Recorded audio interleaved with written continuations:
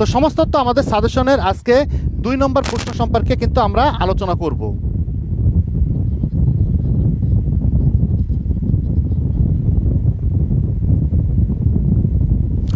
আচ্ছা, তো 2 নম্বর প্রশ্নটি যেহেতু আলোচনা করব সমাজতত্ত্ব, তো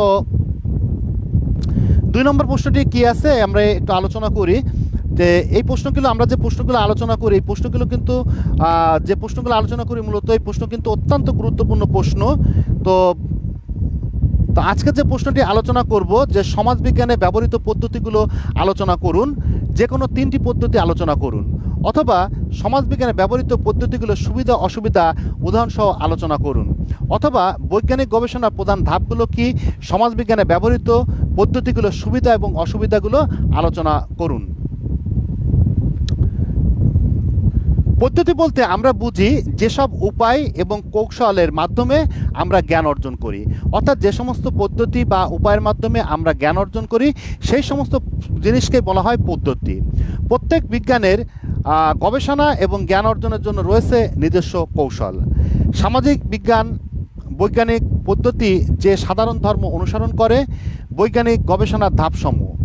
বৈজ্ঞানিক পদ্ধতি একটি যুক্তিবদ্ধ প্রক্রিয়া যার কয়েকটি ধাপ বা পর্যায় রয়েছে। বৈজ্ঞানিক গবেষণার এই ধাপগুলো হলো, তো এই ধাপগুলো আপনারা বক্স আকারে করলে ভালো হয়। তো ধাপগুলো হচ্ছে গ্রহণযোগ্য সমস্যা নির্বাচন, 2 নম্বর হচ্ছে গবেষণা কার্য পর্যালোচনা, 3 নম্বর হচ্ছে উপকল্প প্রণয়ন, 4 নম্বর হচ্ছে গবেষণা নকশা প্রণয়ন, 5 নম্বর হচ্ছে উপাত্ত শস্য এবং 6 নম্বর হচ্ছে সিদ্ধান্ত। এখন আমরা এই সমস্ত পদ্ধতিগুলো সম্পর্কে আলোচনা করব। সমাজবিজ্ঞানে ব্যবহৃত পদ্ধতি এবং এর সুবিধা এবং অসুবিধা সম্পর্কে এখন আমরা আলোচনা করব। সমাজবিজ্ঞানে ব্যবহৃত কতগুলো পদ্ধতি রয়েছে। এই পদ্ধতিগুলো হলো, 1 হচ্ছে জরিপ পদ্ধতি, 2 নম্বর হচ্ছে অংশগ্রহণমূলক পদ্ধতি, 3 নম্বর হচ্ছে পরীক্ষামূলক পদ্ধতি। উল্লেখিত পদ্ধতিগুলো এবং তাদের সুবিধা অসুবিধা নিম্নে আলোচনা করা হলো। 1 নম্বর হচ্ছে জরিপ পদ্ধতি। জরিপ পদ্ধতি একটি কৌশল বা প্রশ্নমালা বা সাক্ষাৎকার অনুসূচি ব্যবহার করে কোনো নির্দিষ্ট বা প্রতিনিধিত্বমূলক জনসংখ্যা থেকে তথ্য সংগ্রহ করে। এই পদ্ধতির সুবিধাসমূহ, এই পদ্ধতি দ্বারা গবেষক উপকল্পে পরীক্ষা করতে পারে। তাহলে এইটার দ্বারা কি করতে পারে? গবেষক পরীক্ষা উপলব্ধি করতে পারে, কারণ এবং ফলাফল সম্পর্কে নির্ণয় করা যায়। এবং গ নম্বর হচ্ছে সাধারণীকরণ সম্ভব হয়। এবং অসুবিধাসমূহ, জরিপ জনগণের মতামত এবং মূল্যবোধকে নির্দেশ করে, তাদের আচরণকে নয়। খ নম্বর, জরিপ কেবলমাত্র বাহ্যিক গভীর বিষয় নয়। 2 অংশগ্রহণমূলক পর্যবেক্ষণ, এটি প্রধানত সামাজিক এবং সাংস্কৃতিক এবং নৃবিজ্ঞানের পদ্ধতি যা সমাজবিজ্ঞানে ব্যবহৃত হয়ে থাকে। এই পদ্ধতিতে একজন গবেষক কোনো ছোট জনগোষ্ঠী উপজাতীয় অংশের মধ্যে বা একটি গ্রামে 9 মাস বা তার অধিক সময় ধরে বসবাস করে। অর্থাৎ কোনো উপজাতির ভিতরে কোনো ব্যক্তি যদি 9 মাস বা তার অধিক সময় ধরে বসবাস করে, সেই উপজাতির ভাব সম্পর্ক প্রতিষ্ঠা জীবনাচরণ সম্পর্কে কিন্তু সে কিন্তু জানতে পারে এবং সংহতি বিষয়ে সামগ্রিক ধারণা অর্জন করে এবং প্রকাশ করে। এখন এই পদ্ধতির আমরা সুবিধাসমূহ সম্পর্কে আলোচনা করব। এই সুবিধাসমূহ হলো, 1 নম্বর হচ্ছে গিয়ে গবেষণার স্বাভাবিক আচরণগত রূপকে গভীরভাবে দেখতে পান। 2 নম্বর হচ্ছে গবেষক সামাজিক জীবনের নতুন প্রেক্ষাপট প্রবেশ করতে পারেন। অসুবিধাসমূহ কি? প্রাপ্ত ফলাফল উদ্দেশ্যভিত্তিক। 2 নম্বর সাধারণীকরণ করা অসম্ভব। গ নম্বর গবেষণের পক্ষপাত প্রাপ্ত ফলাফলকে বিকৃতি করতে পারে। পরীক্ষণ পদ্ধতি, কারণ ও ফলাফলের একটি নিয়মভিত্তিক এবং নিয়ন্ত্রিত অনুসন্ধানই হচ্ছে পরীক্ষণ পদ্ধতি। অর্থাৎ পরীক্ষণ পদ্ধতি বলতে কী বোঝাচ্ছে? যে কারণ এবং ফলাফলের একটি নিয়মভিত্তিক এবং নিয়ন্ত্রিত অনুসন্ধানই হচ্ছে পরীক্ষণ পদ্ধতি। পরীক্ষণ পদ্ধতি এই বৈশিষ্ট্যের অধিকারী 2টি দলকে, অর্থাৎ কন্ট্রোল গ্রুপ আরেকটা হচ্ছে এক্সপেরিমেন্ট গ্রুপ নামে অভিহিত করে কোনো স্বাধীন চলকের সাথে পরীক্ষামূলক দলের সম্পর্ক তৈরি করে দেখা হয়। কন্ট্রোল গ্রুপ এর তুলনায় কত বেশি ভিন্নতা তৈরি করতে পেরেছে এই পরিবর্তন স্বাধীন চলকের অবদান। এই চলকের সুবিধাসমূহ, ফলাফল এখানে স্পষ্ট। খ নম্বর সত্যতা নিরূপণে পুনরায় গবেষণা সম্ভব। এখন এই পদ্ধতির অসুবিধাগুলো সম্পর্কে আমরা আলোচনা করব। এই পদ্ধতি ব্যবহারে সমাজবিজ্ঞানে খুবই সীমাবদ্ধ। খ নম্বর আচরণ পরীক্ষাগার এবং স্বাভাবিক অবস্থায় ভিন্নতর হতে পারে। পরিশেষে উপরোক্ত আলোচনার পরিপ্রেক্ষিতে বলা যায় যে ইদানিংকালে সমাজবিজ্ঞানে ব্যবহৃত জরিপ পদ্ধতি, অংশগ্রহণমূলক পদ্ধতি এবং পরীক্ষণ পদ্ধতির উপর বিশেষ গুরুত্ব আরোপ করা হচ্ছে। সুপ্রিয় শিক্ষার্থী, এটা ছিল আমাদের সাজেশনের সমাজতত্ত্বের 2 নম্বর প্রশ্ন। এখন আমরা আলোচনা করব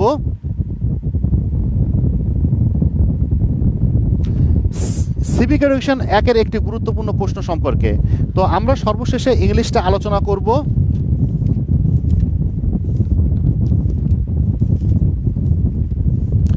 সিভিক এডুকেশন অন। তো সিভিক এডুকেশন অনের আমরা আমাদের সাজেশনের 2 নম্বর প্রশ্ন সম্পর্কে আলোচনা করব।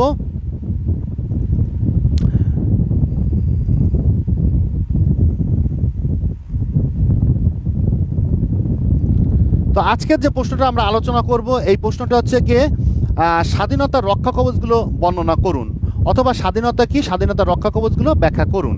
তো শুরুতে আমরা স্বাধীনতা কি এই সম্পর্কে আমরা আলোচনা করব। কোনো মানুষই পরাধীন হয়ে থাকতে চায় না, অর্থাৎ জেলখানায় থাকতে চায় না, বা পরাধীন হয়ে থাকতে চায় না, বা কোনো আবদ্ধের ভিতরে থাকতে চায় না। মানুষের সবচেয়ে অমূল্য সম্পদ হচ্ছে তার স্বাধীনতা। বর্তমানকালে গণতান্ত্রিক রাষ্ট্রে জনগণের স্বাধীনতা সর্বজন স্বীকৃত। কোনো কোনো সংগঠিত সমাজের মানুষ স্বাধীন হতে পারে।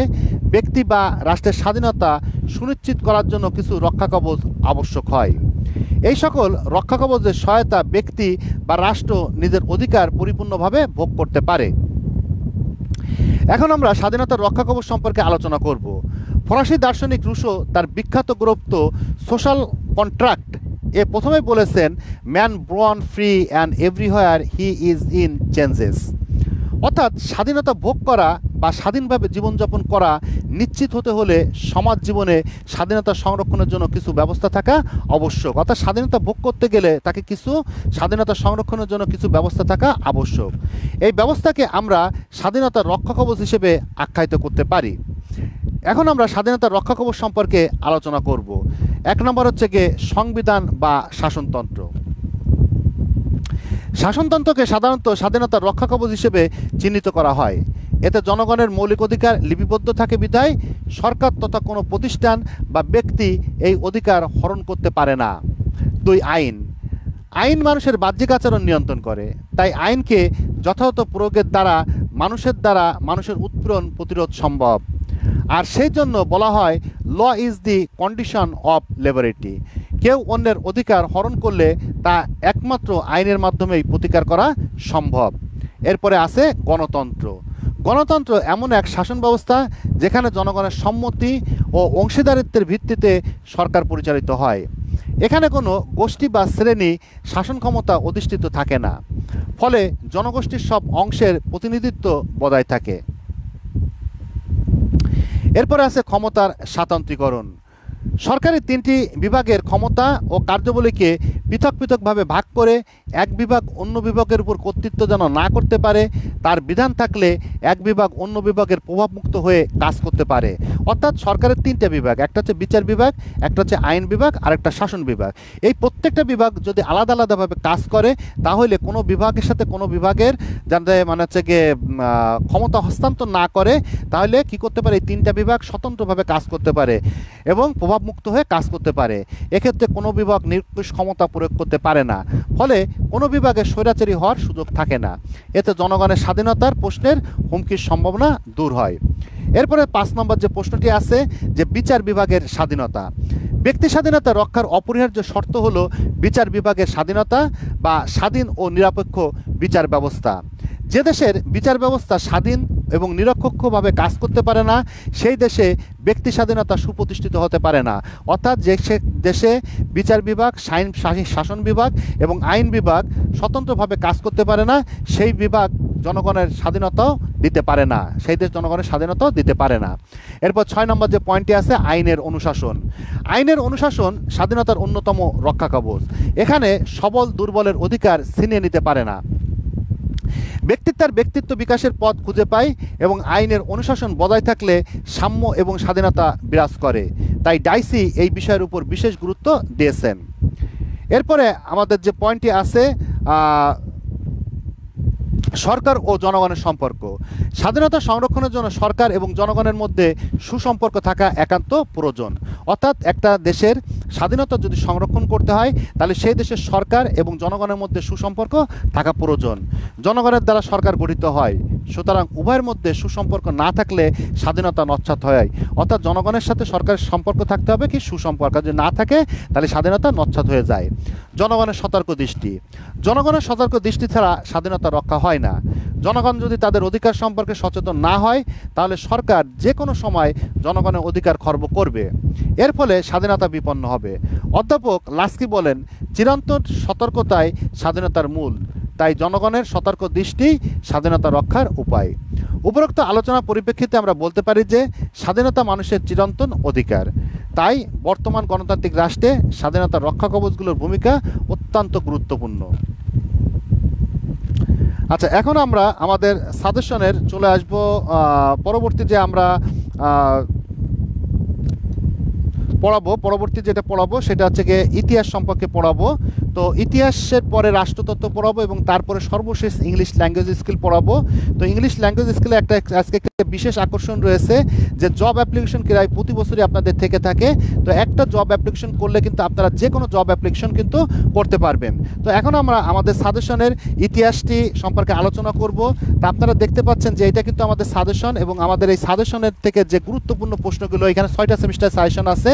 তো সাজেশন থেকে সবচেয়ে গুরুত্বপূর্ণ যে সমস্ত প্রশ্নগুলো আছে সেই সমস্ত গুরুত্বপূর্ণ প্রশ্নই কিন্তু আমরা আলোচনা করছি।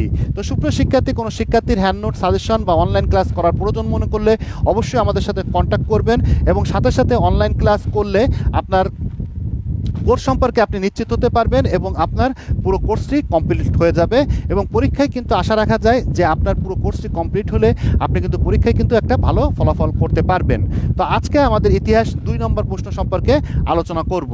তো আজকের যে 2 নম্বর প্রশ্নটি রয়েছে এই প্রশ্নটি হচ্ছে কি কলিঙ্গ যুদ্ধের কারণ এবং ফলাফল সম্পর্কে আলোচনা করুন, অথবা কলিঙ্গ যুদ্ধে সম্রাট অশোকের জীবনচরণ কিভাবে পরিবর্তন এনেছিল, তার প্রচারিত ধর্মকে কি বৌদ্ধ ধর্ম বলা যায় আলোচনা করুন।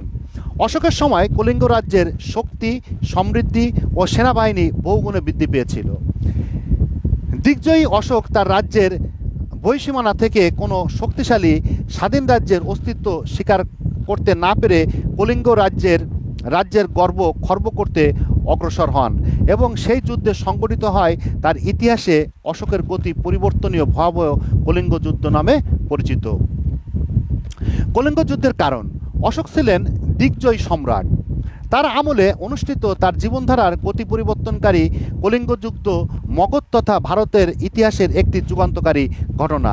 সম্রাট অশোকের আদেশে উৎকীর্ণ শিলালিপি হতে এই কলিঙ্গ যুদ্ধের বিবরণ এবং এর ভয়াবহ সম্পর্কে জানা যায়। তার সিংহাসন আহরণের সময় মগধ রাজ্যের বশবর্তী স্বাধীন রাজ্য ছিল কলিঙ্গ।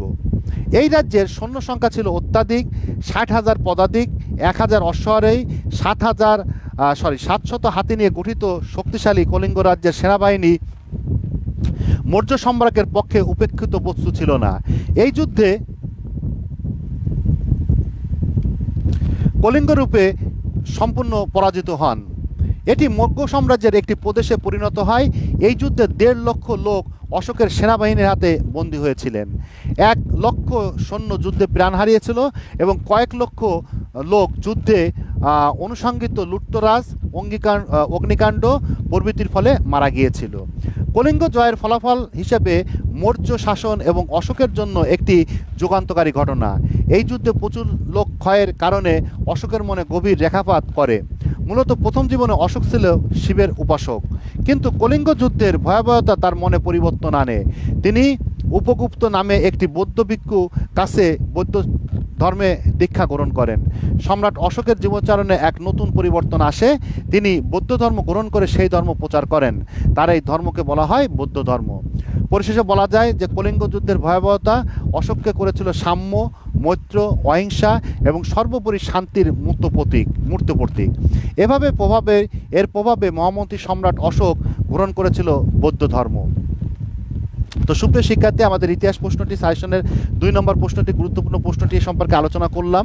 এখন আমরা আলোচনা করব পলিটিক্যাল সায়েন্স অর্থাৎ রাষ্ট্রতত্ত্ব সম্পর্কে আমরা আলোচনা করব। তো রাষ্ট্রতত্ত্বের আজকে বড় প্রশ্ন সম্পর্কে আলোচনা করব। তো আজকে রাষ্ট্রতত্ত্ব যে প্রশ্নটা সম্পর্কে আলোচনা করব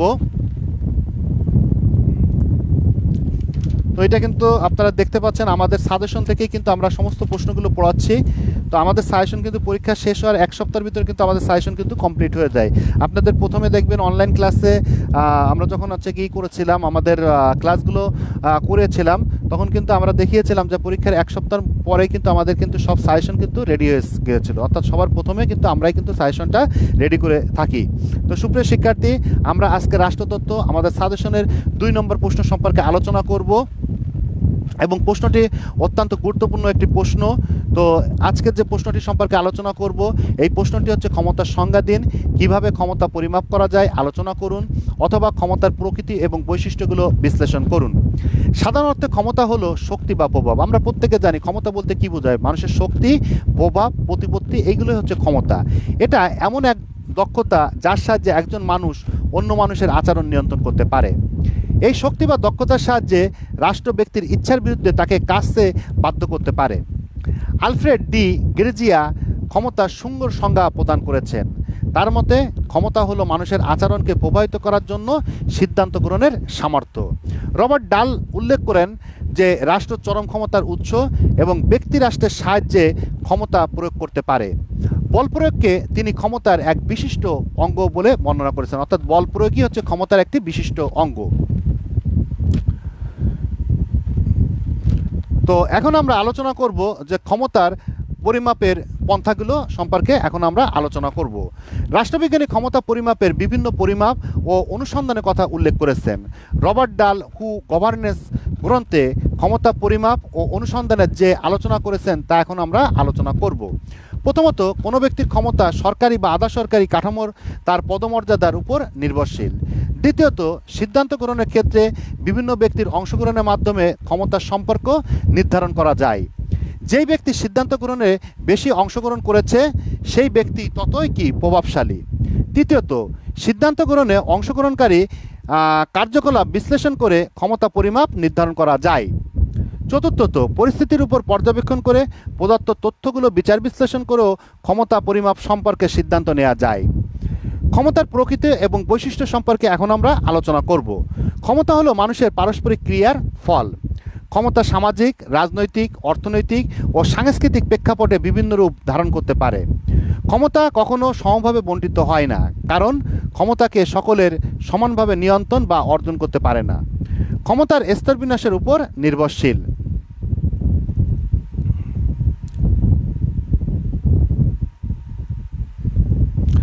ক্ষমতাকে এলিট তত্ত্বের আলোকে বিশ্লেষণ করা যায় এবং উচ্চ পদে অধিষ্ঠিত ক্ষমতা সম্পন্ন মুষ্টিমের ব্যক্তিবর্গই হচ্ছে এলিট। এলিট কাদের বলে? এলিট হচ্ছে গ্রামে যারা ধনী ব্যক্তি আছেন, যারা কৃষক সম্প্রদায়ের লোকজনদের জমি বর্গা দিয়ে থাকেন, তো এবং তাদেরকে এলিট সম্প্রদায় বলা হয়। অর্থাৎ এক কথায় গ্রামের যারা উচ্চ ধনী ব্যক্তি রয়েছেন এদেরকে এলিট সম্প্রদায় বলা হয়। সিডাব্লিউ মিলস তার পাওয়ার এলিট গ্রন্থে বলেন, যারা জাতীয় পর্যায়ে গুরুত্বপূর্ণ সিদ্ধান্ত গ্রহণ করে তারাই এলিট। এরা অবধারিত যে কিছু সংখ্যক লোক দ্বারা অধিকাংশ লোক শাসিত হয়। উল্লেখ্য যে উন্নত সমাজে রাজনৈতিক এলিটেরা ক্ষমতাকে নিয়ন্ত্রণ করে।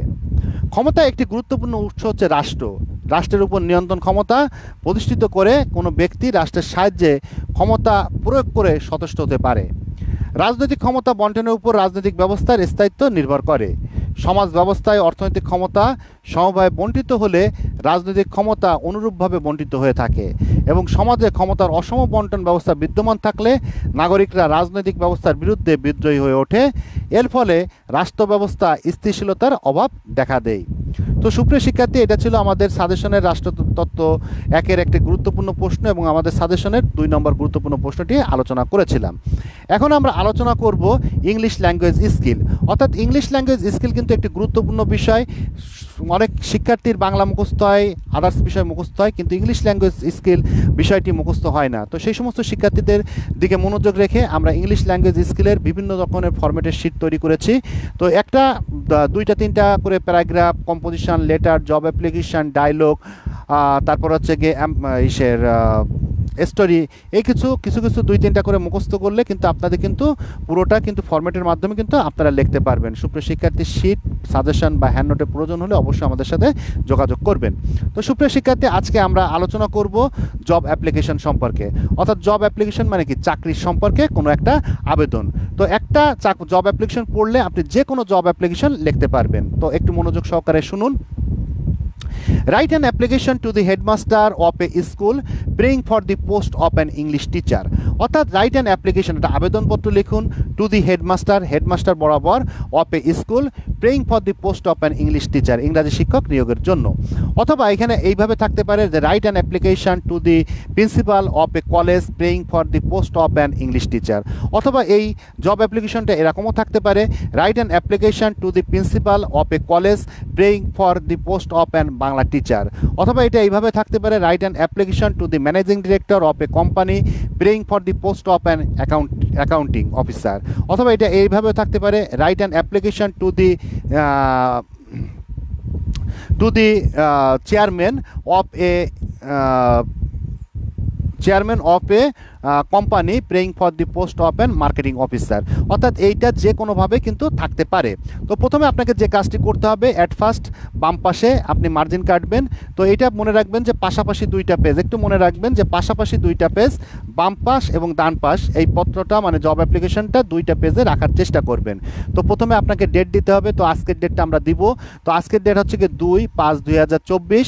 এরপরে আমরা লিখব কি, আমরা যেহেতু প্রধান শিক্ষকের কাছে ইংরাজি শিক্ষক পদের চাকরির জন্য আবেদন, তাহলে the headmaster ex high school Khulna. এরপর আমরা সাবজেক্ট লিখবো prayer for the post of an English teacher. অথবা এখানে যদি মার্কেটিং ম্যানেজার দিত তাহলে prayer for the post of an marketing manager. অথবা এখানে যদি আরেকটা দিত prayer for the post of an assistant teacher, prayer for the post of an sales manager, sales officer, prayer for the post of a NGO manager, অথবা any kind of job, যে কোনো job দিতে পারে। প্রথমে লিখবো sir in response to your advertisement published in the daily star. তাহলে আমি 2 তারিখে কিন্তু পত্রটা লিখছি, তাহলে এর আগের একটা দিতে হবে।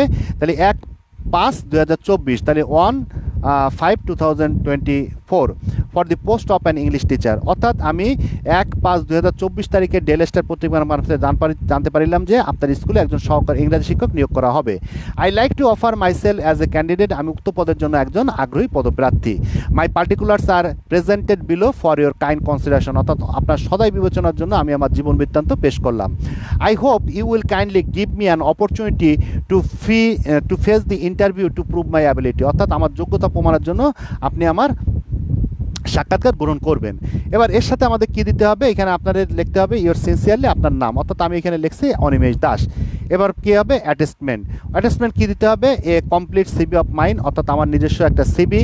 2 নম্বরে attested photocopies of all academic certificates, অর্থাৎ সমস্ত একাডেমিক সার্টিফিকেটের photocopy. 2 copies passport size photographs, অর্থাৎ 2 কপি পাসপোর্ট সাইজের photographs, national ID card photocopies. তো এরপরে আমাদের যে কাজটি করতে হবে, সিবি অফ অনিমেষ দাস, এখানে যে স্টুডেন্টরা আছেন তার নামটা এখানে দিবেন। এরপর আমি এখানে একটা ঠিকানা দিচ্ছি বিকে মেইন রোড খুলনা। এরপরে আপনারা এখানে জিপিও নাম্বার দিবেন, জিপিও 9100 খুলনা। এরপরে আমরা একটা ফোন নাম্বার দেবো 01672847924, আপনারা আপনাদের মোবাইল নাম্বারটা দিতে পারেন। এরপর একটা ইমেল দেবো, আমাদের ইমেলটা আছে animeshun10@gmail.com। এরপরে আপনারা দেবেন এডুকেশন কোয়ালিফিকেশান, অর্থাৎ এডুকেশন কোয়ালিফিকেশানটা প্রথমে এটা বক্স আকারে দিলে ভালো হয়। প্রথমে নেম অফ এক্সাম, তারপর হচ্ছে ইয়ার অফ এক্সাম, তারপর হচ্ছে name of institution, GP class. Name of exam, অর্থাৎ এখানে পরীক্ষার নামগুলো MA ইন ইংলিশ, তো 2021 ইয়ার/এক্সামে 2011 দেবেন। এরপর হচ্ছে গিয়ে খুলনা ইউনিভার্সিটি ফার্স্ট ক্লাস, এখানে আপনারা মিলাই দিতে পারেন আপনাদের অনুযায়ী কত সালে পাস করছেন। এরপর হচ্ছে BA honours in English 2009 Khulna university first class. এরপর হচ্ছে HSC 2005 city college GPA 5, SSC 2003 model school GPA। আপনারা যে কোনো একটা কাল্পনিকভাবে এডুকেশন কোয়ালিফিকেশনটা দিতে পারেন। তো এখানে ল্যাঙ্গুয়েজ প্রোফাইন্সি, অর্থাৎ এখানে ভাষা দক্ষতা কী দিবেন, both English and Bengali, good at written and spoken English, অর্থাৎ ইংরেজি এবং বাংলায় দক্ষ এবং ইংলিশ বলতে পারেন। Computer skill MS word, access, fox pro, power point, internet ইত্যাদি লিখবেন। পার্সোনাল ডাটা দিবেন এরপরে। তো যেহেতু আপনারা উপরে আপনাদের নাম দিয়েছেন, পার্সোনাল ডাটায় আপনারা প্রথমে আপনাদের মায়ের নাম দিবেন। তো আমি এখানে লিখছি Rani Das, father name Dulal Das, nationality Bangladeshi by birth, date of birth আমি এখানে ব্যবহার করছি 1 January 19 90 in Khulna Bangladesh. Sex হচ্ছে অর্থাৎ পুরুষ না মহিলা, আমি পুরুষ তাহলে male, height 5 feet 11 inches, religious Hindus, marital status married. এরপর হচ্ছে রেফারেন্স আমি দুইজন লোকের রেফারেন্স দিতে হবে। এখন স্টুডেন্টরা প্রশ্ন করতে পারেন কেন রেফারেন্স দিতে হবে। রেফারেন্স দেওয়া লাগে যে আপনি যদি কোনো কোম্পানিতে অ্যাকাউন্টস পদের জন্য আবেদন করেন বা কোনো কোম্পানিতে ব্যাংকে যদি বেসরকারি প্রাইভেট ব্যাংকে যদি অ্যাকাউন্টস পদের জন্য আবেদন করেন, সেক্ষেত্রে অবশ্যই আপনার দুইজন নাম করা লোকের আপনার কি রেফারেন্স দিতে হবে, অর্থাৎ এই নাম করা লোককে আপনারাই চেনে অথবা দুজন সরকারি কর্মকর্তা যারা আপনাকে চেনে, আপনাকে রেফারেন্স করতেছে। তো আমি এখানে লিখছি Karim, lecturer in English, city college Khulna. আমরা একটা মোবাইল নাম্বার দিচ্ছি 0195 এটাও আমাদের নাম্বার। এরপর MD Hasan, lecturer in Bangla, এখানে বিএল কলেজ খুলনা। তো এখানে আমি একটা মোবাইল নাম্বার দিয়েছি 01718 76 71, এটা আমাদের ইমেজিং একটা নাম দিয়েছি। তো আপনারা আপনাদের মতো একটা নামকরণ করবেন। সুপ্রিয় শিক্ষার্থী, জব অ্যাপ্লিকেশন কিন্তু প্রতি বছরই থাকে। সুপ্রিয় শিক্ষার্থী, পরীক্ষার আর বেশি দিন বাকি নাই। তো আপনাদের প্রথম এবং দ্বিতীয় সেমিস্টারে 8টা বিষয় পরীক্ষা হবে। তো প্রতি সাবজেক্ট যদি আপনি 15 দিন করেও ধরেন তাহলেও 4 মাস সময় লাগবে। তো 15 দিনে কিন্তু শেষ হওয়া সম্ভব না। এই কারণে আপনারা পড়ালেখা ভালো করে করেন এবং প্রতিদিন অন্তত করে 30 মিনিটের ভিতরে একটা বড় প্রশ্ন লেখা শেষ করেন এবং ছোট প্রশ্ন 11 থেকে 12 মিনিটের ভিতরে লেখা শেষ করেন এবং খাতাটা রিভিশন দেওয়ার জন্য 5 মিনিট সময় রাখবেন। এবং এখনও যদি আপনি 30 মিনিটে একটা প্রশ্ন শেষ করতে পারেন, ঠিক পরীক্ষার হলেও 30 মিনিটে আপনি প্রশ্ন শেষ করতে পারবেন। এই জন্য আপনার হাতের লেখা চালু করেন। প্রশ্ন পরীক্ষায় কমন বাঁধে না, কোনো দুঃখ নাই, কিন্তু পরীক্ষায় প্রশ্ন কমন বাঁধার পরে যদি সেটা লিখে না আসতে পারেন তাহলে কিন্তু এর মতো কিন্তু আর দুঃখ নাই। এবং পরীক্ষায় ভালো নম্বর পেতে বা পরীক্ষায় ভালো নম্বর পেতে গেলে অবশ্যই আপনাকে পড়ালেখা করতে হবে এবং আপনি কারো গাইডনেসে থাকতে পারেন। তো সুপ্রিয় শিক্ষার্থী, এই জন্য আমাদের অনলাইন ক্লাসটি আপনি করতে পারেন এবং সাথে সাথে 100% কমন সাজেশন বা হ্যান্ড নোটটি নিতে আমাদের সাথে যোগাযোগ করতে পারেন। আমি অনিমেষ দাস, আজকের মতো লাইভ ক্লাস থেকে বিদায়। সকলে ভালো থাকবেন, সুস্থ থাকবেন, এই কামনায় ধন্যবাদ।